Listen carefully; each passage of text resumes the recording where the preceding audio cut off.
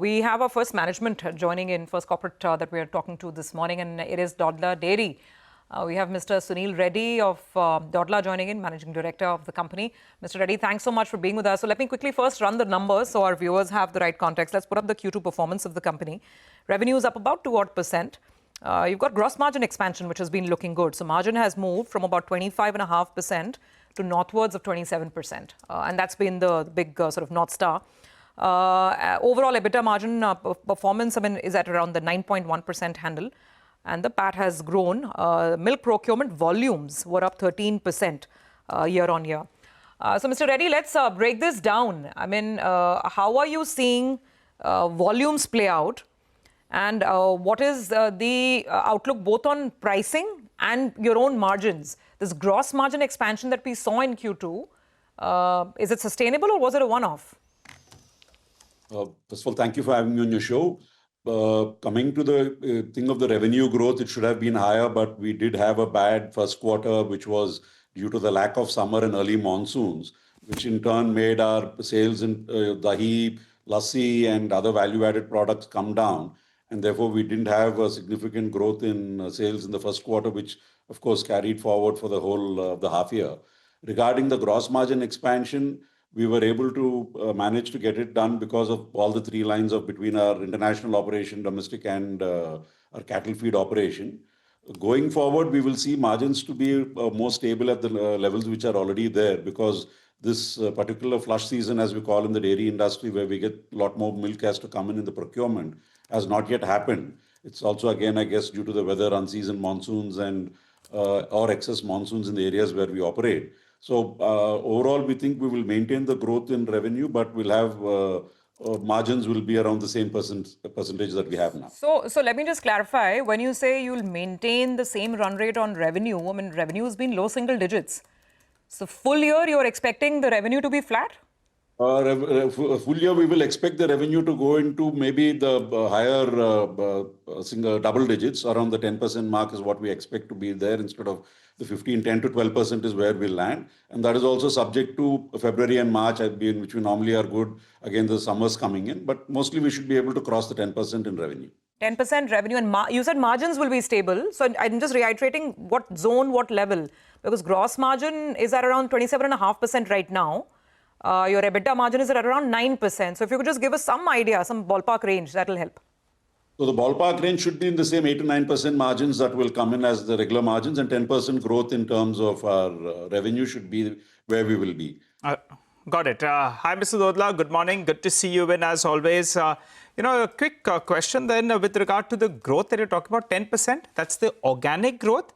And Osam Foods will be on top of that, which you were guiding for around 150 crores, or all inclusive, it will be 10%? Mostly it will be without Osam 10%, and Osam will add a little more to it because our revenues this year will be crossing the 4,000 crore mark. So Osam will not make a significant change in terms of the revenue that we are doing, because it's only going to be consolidating for the 8 months of the operation of the current year. So ballpark around 100 crores from Osam?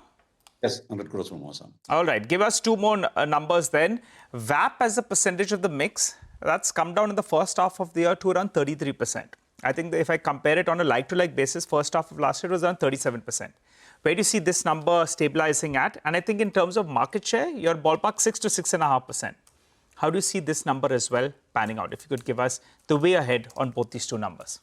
Regarding the VAP number coming down, it was predominantly because we had a large quantity of bulk sales that we did last year, which was our powder and butter that we sold because we had an inventory buildup which we had sold. That is the reason you see the 37%. And the drop is this year we didn't have enough of inventory to sell. But overall, I think as VAP as such has continued to grow in that 1.5% as a like-to-like of VAP minus the bulk sales. Regarding the market share, we continue to maintain our market shares of 6.5% overall, which is mostly our numbers that the way we look at it. They've not grown significantly, but we are holding on to our market share. What about Orga Feed, the animal feed division? I think the first half of the year you have done around 83 crores with EBITDA of around 12-13 crores. How does this number shape up by the end of the year? At the end of the year, this will be better than last year. We will be growing 25 to 30% compared to last year is what our Orga Feed will grow, and the margins will continue to remain the same. And we have almost reaching 60% of our capacity utilization, although it's been a year and a half since we created new capacity, and we're very confident that it will continue to do well. So 170 crores or odd would be the revenue for this year. Yes, sir. Okay. What about Maharashtra, sir? Your expansion plans here, you've acquired land. So what are the timelines? And also just give us, your reading of the lay of the land in terms of whether this state, which is where we are, I mean, whether the margins will be comparable to your current business. Is it very competitive? Not? I mean, what's your reading of Maharashtra and your own timelines in terms of the launch here? For the launch here, we were looking at it at anywhere to come in into production in terms of 27, let's say 27 March is where we can look at it coming into commercial production. Regarding Maharashtra as a state, although we are looking at Maharashtra more from a production point of view, that is for our procurement, which will cater to our own requirements that we have as we keep growing.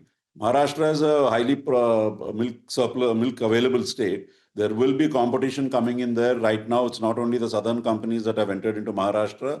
We will also see a few of the companies from the north entering Maharashtra. But we are confident that the farmers there will continue to increase their productivity and the milk availability will still be strong in Maharashtra. Okay. So 27 March is when you're launching in the state, right? You gave us a specific date. Around 27 March is, yes, when we'll come into production in what it is. So Maharashtra for us, although it is basically not more from a sale point of view, it's more from a procurement point of view. So March 2027, right? Yes, 2027. March 2027, just to clear. I thought March 26, yeah. I just wanted to help out Surbi there because she was expecting, March 27, 2026. But that's March 2027. We got that on board. Earlier this morning, Mr. Dodla, I was thinking about Kenya. I had a beautiful trip last year out there. But that discussion for another time. I noticed that Kenya and Uganda, they contribute close to 11% of your mix. How do you see this number scaling out and how is business looking out there? Business there is looking quite good. In fact, our volumes have grown significantly from what we were trying to fight for the market share in Kenya, and hope you had a product of ours when we were in Kenya. No, I missed it. The margins will also maintain the same profile. Kenya will have a little lower margin, but in terms of percentages, but the volumes in Kenya are larger. And it being 18 years for us, we rather grab market share. So overall margin profile compared to the last year will be the same or a little bit higher, but volumes will be significantly larger. We'll look out for your product next time, sir. Okay. We'll look out for your product next time in Kenya whenever I plan, because I saw a lot of, Indian products there, whether it was autos, whether it was a tractor, we'll look out for your product as well. But thanks a lot for joining in, giving us a fair analysis about the business. You've revised your guidance a little bit in comparison to what you spoke the last time around. 10% growth is what you're guiding for now in terms of organic growth and 8 to 9% margins. Thanks a lot for joining in. Have a good quarter. We catch up soon. Thank you, sir. Well, time